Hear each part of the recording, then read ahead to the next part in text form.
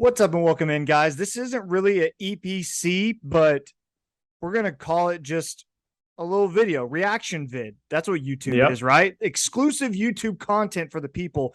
Brent Venables just got done with his press conference about 4 or 5 minutes ago, and I decided to hop on here with my buddies Pat and Mark. We are here to talk about that Brent Venables press conference. It's the first time we've heard him speak publicly since the Cale Gundy resignation.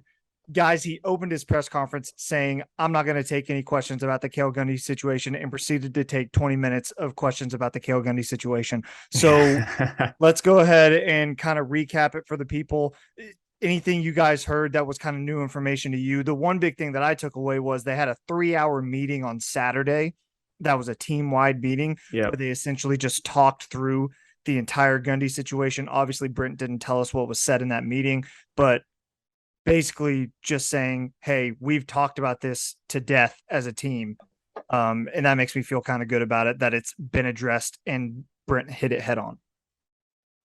He says something like open, honest, transparent the whole time. Yeah. It's just the way that, when he says stuff like that, he means it. It's not just blowing smoke.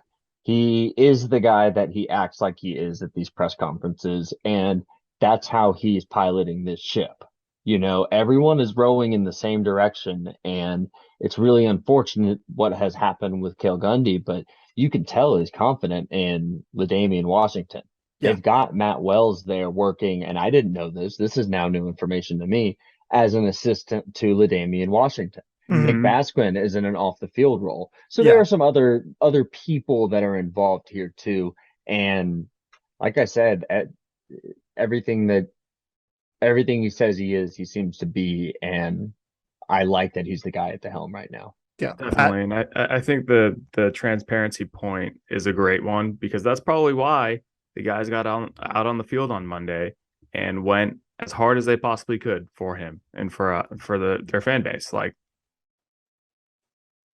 Lincoln Riley's not sitting down for 3 hours with the No. team over an issue like this. Brent has just a different kind of relationship building power to him, and they took their time on Saturday to be with the players. They did, as they work through this. It's just powerful stuff. And let's be clear. I mean, this is a situation that needed to be handled by the team, but that's 3 hours of your fall camp on a Saturday that you're devoting to a big time issue.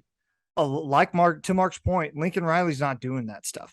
Like, this is something that this staff knew had to be handled right now. It's not a, hey, let's get over it, once we get through fall camp. Like, this had to be handled now, and that's what they're doing. I thought an interesting quote he kind of opened his press conference with was, quote, a program with Cale Gundy is better than a program without him.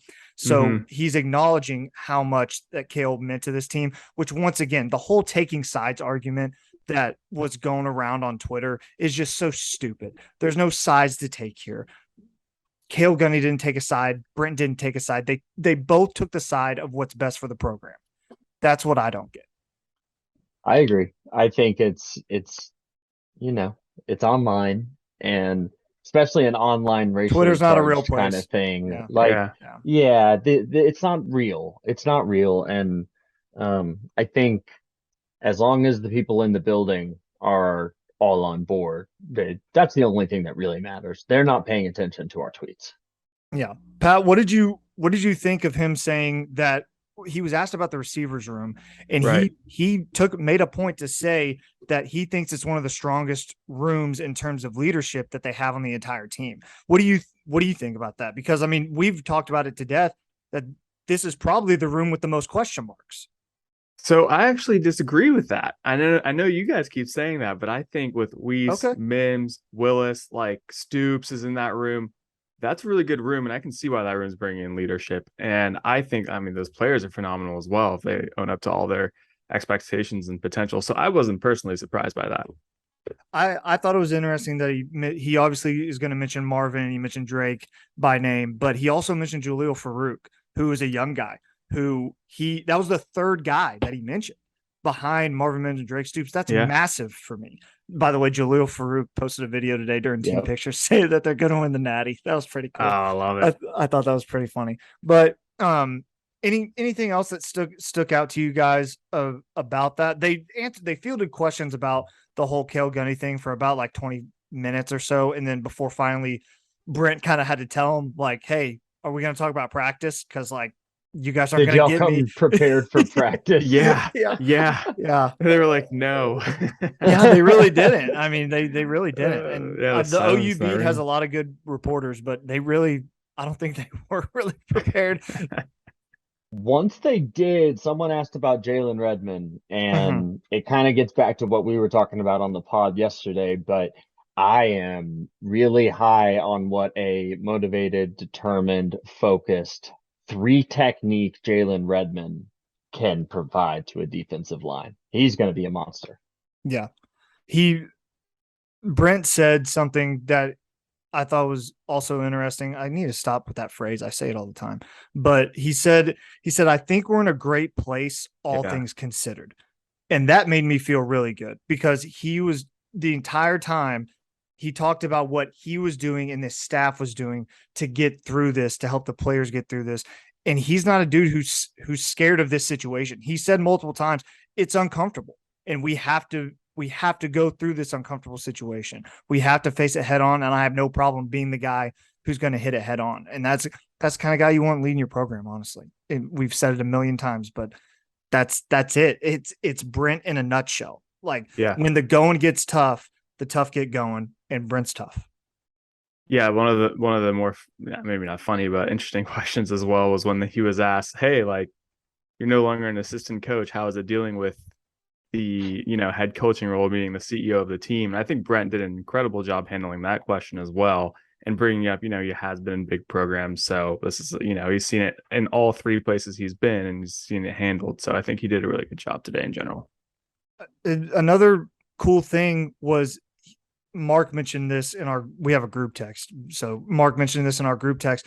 Brent talked about how he started out as an interim head coach under Bill's, or not interim head coach, but an interim coach under Bill Snyder, making $33,000 a year. He compared his situation to LaDainian Washington's.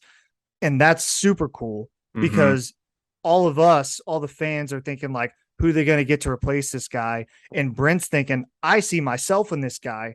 This guy deserves a shot. Yeah. And I believe in him. He wouldn't be on this staff if I didn't. So that was super cool. And Brent Venables is not shy about letting you know he's put the work in. And he's someone who does the homework, who shows up ready every single day to apply himself to his players. And if he's drawing that comparison to himself with LaDainian Washington, it's high praise. If he sees himself in that guy, you can do a lot worse. Yeah.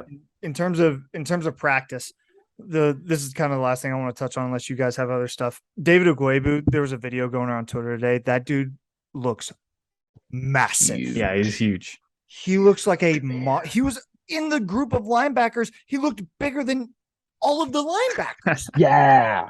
I was like, what the hell? He's going to be an issue. He's going to be a mismatch. Lost weight.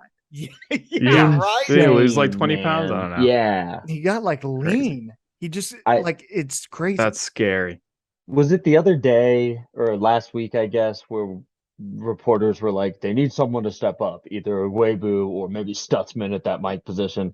I love Danny Stutzman. Yeah. But Ugwoegbu's big, man. Yeah, I know. He's going to stuff a hole. Pause. Anything else, guys, that you wanted to address before we got out of here? Nothing for me. No. I'm excited. It seems like we're continuously moving forward. Perfect. Good performance out of Brent.